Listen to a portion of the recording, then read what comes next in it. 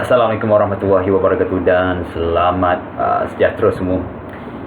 Kita sambung lagi dengan kursus yang sama, kursus Mechanical Engineering Design. Sebelum ni kita dah tengok pasal cara-cara nak design kan. Kita tengok hari tu kita lukis sikit.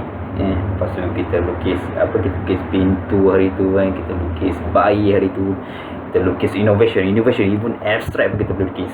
So yang penting dalam aktiviti hari tu adalah setiap idea tu perlu ditranslate dalam bentuk paper plate yang boleh orang nampak supaya kita boleh share kita punya idea. Okay, so kalau idea tu tersimpan di dalam otak, maksudnya kita tidak membuat kerja-kerja design.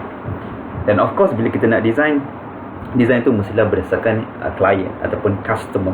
Okay, sebab kalau tidak, design tu adalah design yang short sendiri. So kita tak mau design tu short sendiri, kalau tidak tak ada orang nak beli kita punya produk. Dan kita dah tengok sikit hari tu pasal definition on engineering design ataupun design. Apa itu design tu sendiri adalah kita perlu formulating some solution atau to a problem to satisfy a needs. So bila kita dah jumpa satu problems, okay, so kita perlu identify apa dia punya needs. Dan of course untuk buat kerja design dia memerlukan masa diperlukan. So dia tidak boleh siap dalam sekelip mata. So, dia mesti ada proses, dan proses itu perlu di follow secara consistent. Okay, dan kita akan suggest some solutions. Solution tu banyak, tapi kita akan bagi apa-apa jenis solution yang berkaitan dengan problems itulah, atau berdasarkan needs yang diperlukan dalam problem itu. Dan kita dah so ini basically apa maksud design tu sendiri, the definition of the design. So hari ni kita nak tengok in general proses yang akan berlaku bila kita buat design lah. So kita start dengan needs tadi, dan kita ada some flow yang kita perlu follow secara berdisiplin lah, supaya secara konsisten juga kita kena buat ni. Sebab tidak kita akan lari daripada konsep of design lah. So start dengan problem definitions, daripada needs kita buat define some problems, kita buat some general statement for that problems. So from that need, so kita buat some kita propose some conceptual designs, okay, and then kita go to the embodiment design, the detail of the design itself, okay, in term of physics, in term of mechanical, anything yang related dengan produk tu sendiri. And then we go to detail designs for fabrication process. Okay, so kita perlukan details, drawings, bill of material dan sebagainya. And then we build the final designs after we do some very rigorous review. Then we have some final design, and after that we will do some prototypes, and we do some testing for that prototype to ensure that all the prototype that we make is functions according to our spec. Alright, so kalau kita tengok dalam sini, so setiap tu dia ada aktiviti-aktiviti yang berkaitan. So contohnya kalau kita tengok dalam fasa yang pertama lebih kurang problem definition. The first problem definition, we define the objective. What is our objective to design atau design problem ni? Okay, so itu adalah objektif. Dan of course pada fasa ini we need to have data from the customer, supaya kita tak nak short sendiri kan. So untuk dapatkan this customer requirements, we can do some survey, we can interview some experts. So itu adalah di fasa customer requirement. And then we can gather some information from the easiest one to go to Google. Okay, just go Google websites, then we can see some spec, some pattern, and etc. And also we summarize our problem statement customer based on survey and any other informations. Then we do some PDS, the product design specifications. So itu dalam proses problem definitions. So kita akan undergo benda ni bila kita buat design process. And then after that, the next phases, we go to the conceptual designs. We will generate concept generations. Kita akan brainstorms. We can do some any other problem solving tools we can use at these phases. And then after we got some solutions, so and generate some ideas, so we do some sketches, and then we just evaluate our design based on current technology, or maybe yang logik lah. So kadang-kadang kita bagi idea ataupun solution sebelum ni ada tidak logik, so kita kena evaluate that thing. And then the next phases is the critical phases in design process. Okay, embodiment design. So di dalam embodiment designs, we will do some layout drawings, we do some engineering analysis, maybe we need to do some free body diagrams, we solve it, we find the forces acting on the structures, for example, and maybe we can do some mathematical modeling related to that.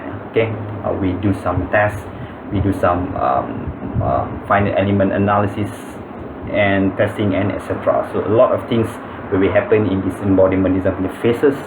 Alright, and after we do some detailing dalam embodiment design, dia punya sizing dan sebagainya, we will do some detail design. So sebelum nak manufacture, sebelum kita dapat some prototypes, we need to detail our designs. So kena draw some machine drawings, assembly drawing, and dia punya some bill of materials, because pada fasa ni kita kena beli barang lah, so di bawah fasa detail design. And of course, untuk buat prototyping in the final designs, so we do some technical documentations, we do some manufacturing, so we maybe menggunakan rapid prototyping ataupun 3D printers, ataupun menggunakan milling dan apa-apa jenis mesin yang kita boleh gunakan untuk menghasilkan prototype. And we do some assembly, and then we check our testing di bawah build and test. So di bawah build and test, we do something like that. We do some prototypings, and we do some design testing. So a lot of things will happen in the design process, and usually benda ni adalah mengikut flow. Tapi kalau flow tu tidak lepas, basically dia boleh repetitive lah. Sebab tu kalau kita tengok this chart ni basically ada green arrow tu basically adalah repetitive, benda tu akan berulang-ulang balik lah. Tapi flow dia akan terus macam tu. So pengalaman saya buat, saya pernah bekerja di industri, so pengalaman sebagai design engineer adalah kita mesti follow this procedure. Contohnya saya di bawah department product design hari tu, masa saya kerja di industri, usually kita kena lepas some fasa. Contoh saya buat detail drawing, BOM dan sebagainya. Kalau fasa tu tak lepas, kita tak akan boleh pergi fasa untuk mentioning that product lah. Maksudnya department lain tidak akan boleh nampak lukisan yang kita buat daripada product design department. So sebab tu design proses kena follow secara sistematik. Kalau tak follow secara ni, kita akan rugi. Contohnya kalau main hentam saja design, sebelumnya buat testing dan dia fail under load, so itu sangat merugikan, dan of course benda itu sangat bahaya lah. Safety is very important lah. So dalam engineering, we need to have a safe design lah. So jangan bad design yang boleh mengancam nyawa orang lah. Sebab masa saya kerja di industri tu, banyak orang ada certain case tu orang mati lah. Kadang-kadang boleh disebabkan design tu sendiri, ataupun salah kiraan, ataupun kadang-kadang careless lah. So kita buat design ni secara sistematik untuk mengurangkan careless, mengurangkan benda-benda yang boleh menyebabkan kemalangan di tempat kerja dan sebagainya. Okay, so overall design process. So tapi kita akan undergo satu persatu nanti, yang dalam setiap chapter yang kita akan tengok selepas ini lah. Alright, tapi sebelum kita pergi ke boleh lanjut ni, so dia lebih prefer sebab kelas saya ni lebih kepada aktiviti So let's say kita ada some activity kat sini. Okay, kita buat activity number 4. So activity number 4 ni pun sama macam sebelum ni. Kita memerlukan kertas. So pastikan ada kertas. Okay, kertas ada kertas kan. Okay, so saya nak kamu lipat kertas tu kepada 8 equal area. Okay, lipat. Okay, lipat. Mudahlah apa-apa aktiviti untuk jadikan 8. Tak cantik pun tak apa, yang penting ada 8 lah. Okay, lebih pun tak apa, tak ada isu pun lebih. Okay, alright, so ambil paper, lipat. Lepas tu kamu potong paper tadi tu, dah lipat tadi, dah trace tadi. Okay, lepas tu kamu potong pakai gunting ke, pakai pisau ke, pakai tangan pun tak apa, tak ada isu pun. Yang penting at least minima ada 8. Okay, dah buat benda tu. Lepas tu saya bagi masa banyak sikit masa dia, okay, dalam 2 minit. Okay, so you need to list down all the features needed untuk kita design sport shoe lah. So ada kasut sukan kita, so apa feature yang patut ada di dalam sport shoe, apa yang patut ada. So setiap idea yang ataupun setiap feature yang ada tu kamu tulis dalam kertas tu. Satu idea, satu kertas yang kamu cut tadi tu lah, one feature, one idea. So kamu letak ataupun tulis di dalam kertas tu. Okay, alright. So kita tunggu 2 minit. 2 minit. Okay, alright. So dah 2 minit. Okay, so apa yang saya nak buat adalah itulah, kalau tengah buat seorang-seorang, tak ada team member kan, tapi tak apalah. Okay, tak ada team member tak apa. Okay, kalau let's say lah ada kawan-kawan sebelah. Okay, so kamu gather, ambil seorang wakil, okay, gather semua jawapan-jawapan kawan kamu tu. Okay, pegang semua tu. Okay, sekali yang kertas kosong tu tak payahlah. Okay, just ambil kertas yang ada jawapan saja yang telah diletakkan di dalam kertas tu. Dan apa saya nak buat, kamu discuss among yourself. Okay, so kamu try to arrange semua yang telah dikumpulkan tadi kepada satu kategori yang kamu rasa itu adalah kategori dia lah. Kumpulkan. Kamu rasa kalau itu kategori tu, kamu letak itu adalah kategori lah. So just rearrange benda tu, arrange semua tu kepada kategori yang kamu rasa relevant dengan untuk kes kita ni adalah feature untuk sport shoe lah. Okay, so dah. Okay, so 5 minit. Okay, so 5 minit dah, 5 minit. Okay, right, so bila dah kamu arrange benda tu, okay, so basically saya nak kamu setiap kategori yang telah kamu arrangekan tadi, berikan nama kategori itu. So apa kategori itu? Saya tak tahu apa kategori itu. Okay, sebab kamu yang arrange benda tu kan. So kamu kena discuss dengan kawan-kawan tu. Kalau seorang-seorang, jangan discuss dengan jin. Okay, tolong. Okay, kamu fikirlah sendiri apa benda tu. Atau kalau yang ada kumpulan, kamu boleh discuss among yourself apa benda kategori-kategori itu tadi.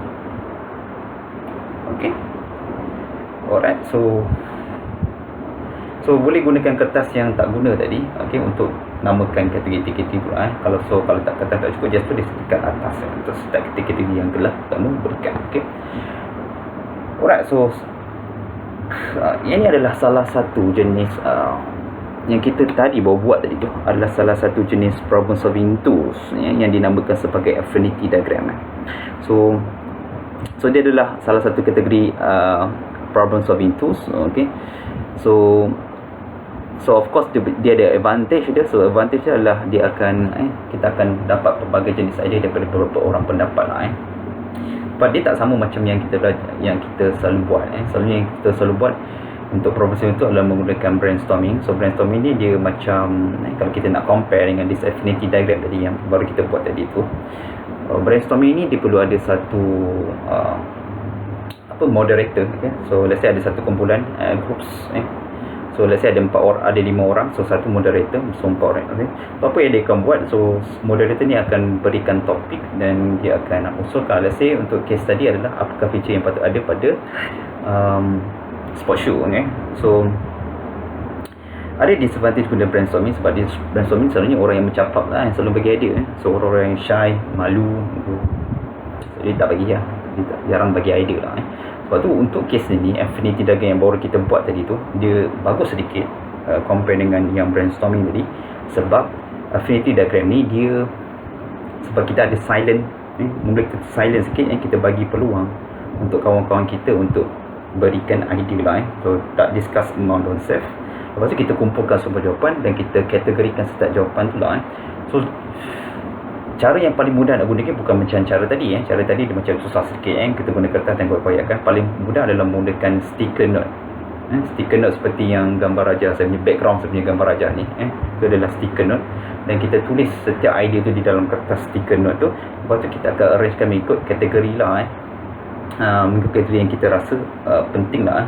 So kebaikan menggunakan affinity diagram adalah kita allow orang-orang yang silent ataupun malu untuk memberikan idea lah.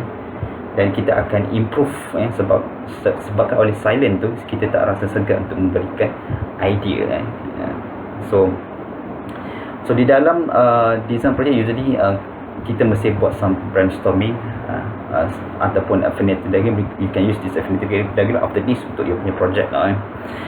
Mesti ada, sebab kadang kita akan stumble dengan satu problem, so kita perlu discuss dan perlu maybe kena do some brainstorming untuk brainstorm some ideas ataupun any related topik yang kita boleh usulkan untuk solvekan that problems lah. So saya je satu teknik problem solving tools, okay, yang kita panggil sebagai affiliated diagram. So boleh gunakan untuk you punya project nanti lah untuk selesaikan apa-apa jenis masalah, okay.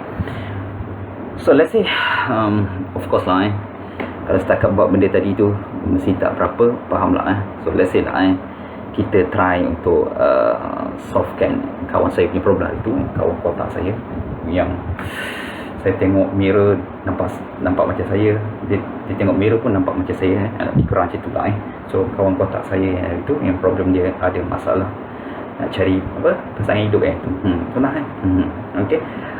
So kita ada kita nak gunakan that affinity diagram untuk find so dia mesti ada topik apa-apa nak menggunakan apa-apa problem solving itu mesti ada topik lah So let's say ini adalah topik yang kita nak tolong kawan kita ni, kawan saya. So ini topik dia. So topik dia adalah the characteristics of suitable wife candidate. Okay. So apa karakteristik yang patut ada? So apa yang kita buat macam tadi, kita ada beberapa individu, okay. So let's say kita ada individu A, B, C and D, okay. Dan setiap ni dia akan kita bagi idea tadi ataupun kita bagi topik tadi dan dia dalam silent. So dia akan bagi jawapan-jawapan dia lah. Let's say ni adalah jawapan untuk setiap individu A, B, C and D. Berdasarkan topik yang tadi tu, characteristic of the suitable wife candidate. So this is the jawapan-jawapan yang telah diberikan lah. Dan selepas tu apa kita buat tadi? So kita akan kumpul dan kita akan rearrange tu mengikut kategori. Let's say ini adalah kategori yang telah dikumpul berdasarkan jawapan A, B, C, D tadi, okay, setiap individu tu. So daripada situ kita bagi kategori tu kenapa kita kategorikan benda tu. So berdasarkan ni kita boleh tahu something, okay. So untuk ada suitable wife candidate, untuk contoh ni kita kena tahu dia punya marital status, kena tahu dia punya age, kena tahu height, weight, race, physical trait, personality and maybe some other features ataupun some other characteristic yang perlu ada untuk this case line. So berdasarkan semua ni barulah kita boleh tahu something ataupun kita boleh gauge something di mana benda-benda ni adalah diperlukan bila kita nak design benda tu. Untuk case ni, untuk design that characteristic, saya perlu tahu semua this kind of things. So bila kita tahu this kinds of things, kita boleh construct satu instrument ataupun tools yang kita boleh gunakan untuk case ni adalah contohnya interview session Sebab apa? Bila kita nak design, kita kena tahu something, kena tahu some info So bila nak construct some questions, mesti some info So ini adalah salah satu teknik ataupun problem solving itu, kita boleh extract some info daripada sini, okay. Dan ini adalah salah satu keyword yang kita boleh gunakan untuk searching ataupun gathering information, untuk fasa gathering information ni kita boleh cari dengan mudah nanti. So kalau kita tak buat macam ni, kita akan susah sikit kita akan stumble untuk buat design work lah okay. So ni dia, okay, berdasarkan yang kita belajar affinity diagram. So saya buat untuk kawan saya ni problem tu, berapa idea tu datang daripada seorang saya, okay. So ini yang kita boleh dapat daripada affinity diagram. So hopefully kamu faham macam mana konsep affinity diagram digunakan di dalam proses design proses ataupun salah satu design tools, okay. Right. So habislah aktiviti 4, okay. So kita nak try aktiviti nombor 5 ni, okay. So berdasarkan aktiviti 5 tadi, so apa yang kita nak buat di sini adalah kita nak construct and interview the questions. Berdasarkan tu so basically kita just bagi rough idea macam mana kita nak buat this sport shoe designs, okay. So basically untuk construct questions ataupun interview question ataupun survey, basically kita akan menggunakan 5WH questions: who, why, what, when, how. So kita boleh implement semua benda ni untuk kita dapatkan soalan-soalan yang tepat, padat, okay, sebelum kita tanya kepada kita punya customer ataupun potential client. So menggunakan benda ni, okay, kita akan gunakan WH question ni berdasarkan apa yang kita brainstorming sebelum ni lah. Boleh menggunakan semua info yang telah kamu brainstorm sebelum ni untuk construct some interview questions lah. Dan interview question ni mestilah relevant lah, dan perlu banyak studies before kita distribute to customer ataupun kita tanya kepada klien lah. Dan of course bila kita nak buat WH question ni, pastikan WH question ni adalah is very explicit and measurable. Okay, sebab apa? Kalau soalan tu terlampau tidak eksplisit, maksud saya ni, let's say saya tanya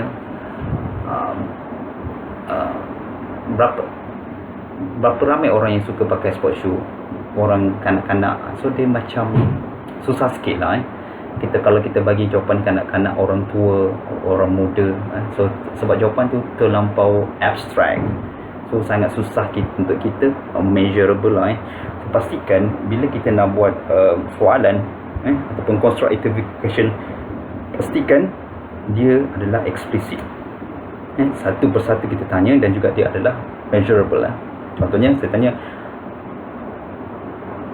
umur berapa yang sesuai untuk golongan yang menggunakan sport shoe, let's say untuk problem tadi. So kita boleh beritahu range umur, let's say daripada 5 ke 10 tahun, 10 tahun ke 15 tahun, 15 tahun ke 20 tahun. So kita buat dalam range tu pun still acceptable.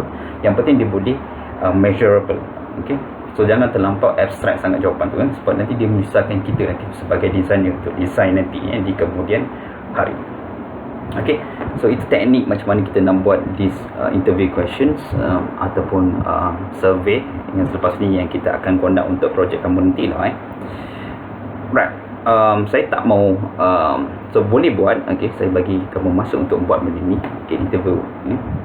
So tapi untuk aktiviti nombor 5 dia perlukan ada kawan lah. Okay, kalau seorang-seorang takkan nak tanya kawan baik kamu, takkan nak tanya macam mana kan. Okay, so dia mesti ada kawan kan. Let's say kalau kamu duduk dengan kawan, so kamu dah construct that questions, so basically you can interview your kawan, okay, kawan-kawan kamu, okay, dan kita record dia punya jawapan. Sebab yang penting sekarang ni bila kita nak design, mestilah design berdasarkan customer. Sebab tu bila nak buat berdasarkan customer tu, kita perlu ada satu tools lah, tools yang kita boleh gunakan untuk buat design tu berdasarkan menggunakan interview question lah. So kita ada this instrument untuk kita gunakan. Okay, so dan of course bila kita dah dapat jawapan, contohnya bila kamu tanya kawan kamu tadi, usually kita perlu rankkan jawapan itu kepada beberapa rank. So contohnya bila saya tanya dia punya kawan tu, dan saya dah dapat dah dia punya jawapan tu, contohnya let's say kamu tanya ni berapa range umur kamu, okay, so dia beri jawapannya mungkin dalam 17 ke 18 tahun, okay, umur dia. So basically kita kena rankkan jawapan tu lah kepada beberapa rank. So untuk case ni, kalau kita tengok di slide ni, kita ada 2, 4, 5 rank. Kita ada dislike, basic, neutral, desire dan excited. So kalau kita boleh sembang sikit pasal setiap benda ni, okay, apa maksud dislike ni? So dislike ni maksudnya adalah customer dia tak suka dengan design tu. Okay, itu maksud dia. Okay. So kalau dislike, kita akan, so daripada jawapan tu kita tahu, oh ni adalah bila kita nak design benda ni, let's say kita nak design sport shoe tadi, so benda ni patutnya tidak ada pada design tu. Okay, sebab tu setiap jawapan tu kita perlu rank. So contohnya basic. Contohnya basic, kalau untuk kasut, apa yang basic selalunya? So basic yang patut ada, so mungkin dia perlu ada tapak kasut. So itu adalah basic features yang patutnya ada sport shoe. So itu kita kategori sebagai basic lah. So let's say neutral. Contoh neutral ni apa? Contohnya kasut tu ada apa neutral? Ada tak? Neutral tu maksud dia ada pun tak apa, tak ada pun tak apa. So neutral tu apa? So neutral tu contohnya apa kalau jawapan sport shoe? So mungkin apa? Ada ada bunga okey, ada corak bunga pada kasut lah. So mungkin itu adalah neutral lah ataupun mungkin kasut tu dia ada perhiasan lah, contoh lah neutral okey, ataupun desire. okey, so kita pergi yang ranking yang seterusnya adalah desire. Desire tu benda yang patut ada, dan kalau kita buat dengan lebih bagus, benda tu patutnya akan increasekan apa satisfaction of customer. okey, so itu adalah desire. Sepatutnya kasut ni patutnya dia mengikut size, that is desire dan tidak menyakitkan kaki bila kita menggunakan kasut tu. okey, itu adalah desire. Yang kita ada yang terakhir adalah exciter. okay, exciter ni kalau ada, wow it's a wow factor. Exciter is a wow factor. So kalau dalam kasut apa agak-agak exciter so exciter tu can be kalau macam kanak-kanak riang, okey, kalau adik-adik bayi-bayi kecil, so kasut tu bila jalan berbunyi lain, berlampu kan, tu adalah excited, budak tu excite macam customer so bila kita nak design, okay, customer dia suka sangat tengok excited walaupun excited tu tak berapa excite pun kan, kenapa dia excite kan, tapi memang customer kalau dia tengok excited, dia akan jadi wow, this is a wow factor for your design. So bila kita nak design, benda yang paling kita nak tengok adalah excited, tapi jangan lupakan neutral, basic dan yang lain-lain tu contoh, especially bila ada dislike tu so benda tu tak akan jadi benda tu contohnya basic, ada tapak kasut, tiba kamu design tak ada tapak kasut, so itu bukan design kasut. So sebab tu kita perlu tahu ataupun kita perlu rank jawapan tu kita perlu rank setiap benda tu, feature-feature tu, supaya kita tahu apa yang patut ada pada design kita. So untuk projek kamu, kau kena buat begitulah nanti. Okay, right. So sebenarnya benda-benda yang tadi tu, yang jawapan-jawapan ada 5 jawapan tu, sebenarnya kita boleh represent ataupun kita boleh simplify di dalam Carnot diagrams. So di dalam Carnot diagram, kalau kita tengok sini ada 2 paksi, paksi X dan juga paksi Y. Paksi X tu adalah kalau kita buat dengan baik, produk tu ataupun prototype yang kita buat tu buat dengan baik, di sebelah kanan kita, dan sebelah kiri ni adalah bila kita tidak buat dengan baik, dan kita ada 2 lagi, yang lagi satu paksi adalah paksi Y. Paksi yang ke atas ataupun positive sides itu adalah customer satisfaction dan customer dissatisfied, berpaksi di bawah. So kalau kita tengok tadi yang pertama dia adalah dislike. So dislike basically dia tak ada dalam gambar raja ni, tapi sebenarnya di bawah ni lah, di bawah paksi yang di bahagian bawah, dissatisfaction. Walaupun kita buat dengan bagus, dengan buat tak apa, customer still dissatisfied lah alright. Dan basic, so basically adalah line yang kali kuning di bahagian bawah tu, okey, yang ada gambar manusia tu. So basically this basic ni kalau kita buat dengan baik pun still customer rasa macam dissatisfied juga lah sebab dia adalah basic ni patut ada pada kita punya design. So kalau buat macam mana pun macam haram pun kita buat, still customer will not satisfied sebab itu adalah basic ni macam kasut tadi tu tapak kasut contohnya. Alright, so kalau kita tengok juga untuk kes yang seterusnya neutral, neutral tu adalah pada paksi tetap pada paksi X tu di tengah-tengah tu, okey, paksi Y bersilang pada paksi Y tu. So basically itu adalah neutral kalau ada pun okey, kalau tak ada pun okey. Okay, so customer dia tak interest pun kalau ada okey, ada, kalau tak ada pun okey, tak ada pun tak apa. Okey, so itu adalah neutral. Dan kalau kita tengok in terms of lagi satu tu adalah desire. Desire tu adalah yang color merah tu, yang ada gambar brain tu, that's exciter so exciter tu adalah perlu ada lah pada design tu. Dari kasut tu mengikut saiz kaki, mengikut bentuk kaki, very selesa, tu adalah exciter. So kalau kita buat dengan baik, design tu sangat selesa, kasut tu ada comfort dan sebagainya bila pakai tu rasa comfort, rasa macam boleh terbang terbang lebih ataupun melompat lebih tinggi. So that is a performance lah Dan kita ada yang terakhir sekali adalah exciter exciter nombor 4 tu. So exciter tu kalau kita buat tak baik pun still customer satisfied. Okay, walaupun kita buat bodoh-bodoh je sebab tu bila nak buat design baru ataupun produk tu, kita perlu ada that wow factor tu, that exciter punya factor. So bila ada exciter punya factor, memang customer suka. So bila nak design, kita try cari that wow factor tu. Kalau ada, mesti rasa bersuka. Okay, right. Okay, so sembang punya banyak. Okay, kita pun tak faham lah apa sembang tadi, bawa interview lah, question lah, tanya lah, tak faham pun apa tu ranking lah. Tak apa, kita bagi satu contoh kawan kita, kotak ni, kawan saya. Okay, so ini contoh dia. So let's say kita buat some interview session.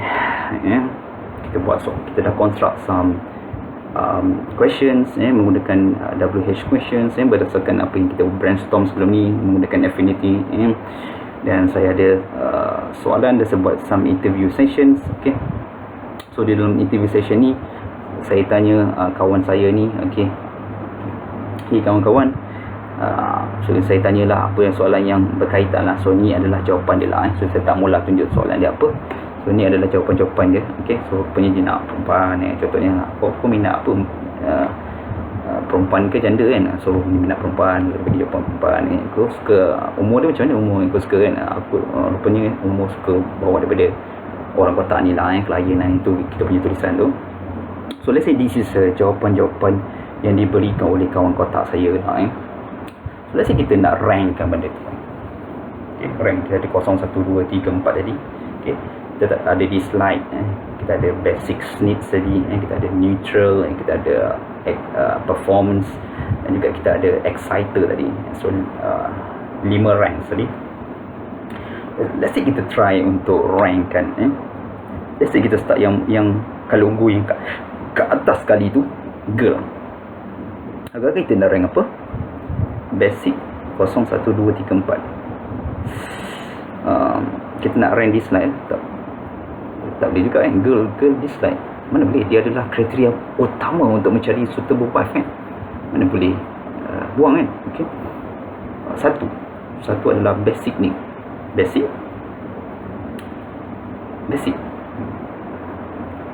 ke neutral tak kisah. So tak kisah janda lah.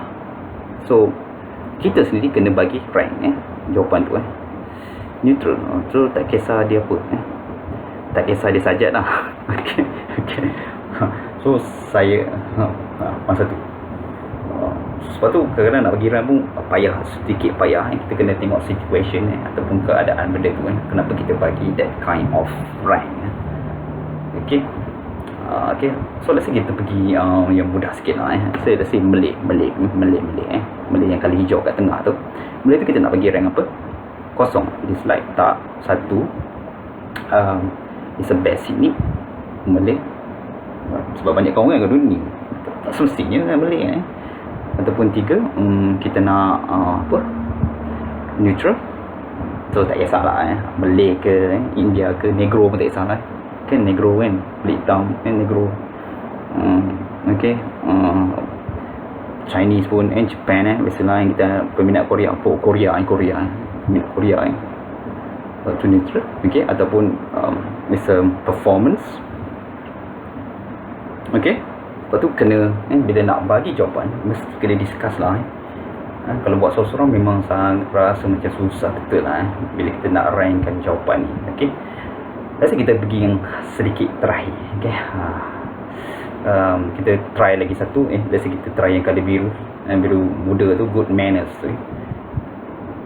So kalau good manners agak-agak saya letak apa okay. Kalau orang yang petikan cantik dia cakap neutral, dia letak neutral dia tak kisah. Okay, muka tak boleh adjust tapi perangai boleh adjust kan. Macam mana? Muka tak boleh adjust. Muka kalau tak lawa tak boleh adjust lah. tak tahu depend mungkin ada orang macam tu, mungkin ada orang berlainan. So sebab tu kena buat some discussion ataupun ada orang fikir macam ni muka tak lawa boleh adjust boleh buat peperangan plastik dan sebagainya. Sebab tu is neutral lah. So good manners susah nak dapat kan, tak tahu. Okay, so depend. Okay, yang terakhir ni mesti saya tahu semua orang boleh tahu. Let's say kalau coklat yang bahagian bawah tu, yang colour orange tu, yang paling bawah tu cute. Okay, so cute. Kalau cute macam mana, apa rank dia? So saya tahu semua orang tu semua pilih excited. Okay, so wow, awet tu cantik, wow. So itu adalah wow factor. Hopefully semua faham apa maksud wow factor, excited, basic, mix dan dislike tu.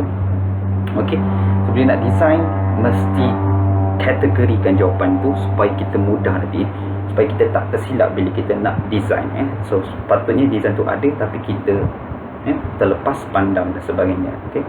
Dan of course exciter, kalau customer ada, customer memang suka. Okay, saya pun suka lah kalau awit tu lawa. Contoh, okay, kalau saya satu ada A dengan B, satu baik, tak cantik, satu cantik baik, of course lah customer akan pilih yang nombor B tu lah, baik dan cantik. Contoh, sebab ada pilihan, sebab bila buat design mesti ada pilihan. Okay, right, hopefully semua faham, okay, konsep yang kita ajar dalam kelas ni. Alright, so let's say saya try bagi contoh lah. Tadi sebab saya tak bagi pun apa rank tu, let's say ni berdasarkan discussion saya dengan saya sendiri. So ini saya rank lah, serta jawapan-jawapan yang diberi oleh klien tadi, kawan kita yang kotak ni. So ni adalah jawapan-jawapan dia lah. Hopefully betul lah tu logik lah Malay tu 3, logik lah minus 3, okay, berdasarkan performance. Okay, ya, alright, so agree tak agree, terpulang lah kepada kamu semua lah. Okay, alright, kita berhenti setakat ni. Okay, untuk kelas kita. Okay, kita tengok tadi the first one, saya recap balik. First one kita tengok tadi design process. So design process ni adalah berprosedur, dan dia ada some process atau flow yang kita kena buat. Okay, and then setiap tu dia ada aktiviti-aktiviti yang tersendiri yang kita perlu lakukan pada setiap fasa tu sendiri. Right, dan kita dah tengok sedikit pasal affinity diagram. Affinity diagram adalah salah satu problem solving tu yang kita boleh gunakan. So kelebihan dia tadi adalah kita ada that silent time tu, kita beri peluang kepada kawan-kawan lain untuk memberikan idea. Dan selepas tu usually kita akan construct some interview question menggunakan WH questions, and dan berdasarkan apa yang kita telah brainstorm sebelum ni, apa-apa feature yang kita telah buat, kita boleh tanya soalan tu, dan pastikan bila soalan itu adalah benda yang eksplisit dan boleh measurable, supaya kita boleh buat some statistik ataupun data yang kita boleh produce. Sebab kita akan produce nanti pie charts, bar chart dan sebagainya lah, berdasarkan survey. Okay, dan yang terakhir sekali, so jawapan-jawapan tadi kadang-kadang kita perlu kita kena bagi some rank daripada 0 sampai 4 ni. So dan selalunya dia nak dapat good design, biasanya kita akan fokus kepada exciter. Sebab exciter ni adalah walaupun kita buat sedikit effort je, tapi customer still satisfied dengan kerja yang kita telah lakukan. Okay, setakat ini untuk kelas design. Okay, kita akan sambung dengan topik yang baru yang lebih best kot. Okay, jumpa lagi. Assalamualaikum warahmatullahi wabarakatuh, dan selamat, dan jumpa lagi. Bye bye.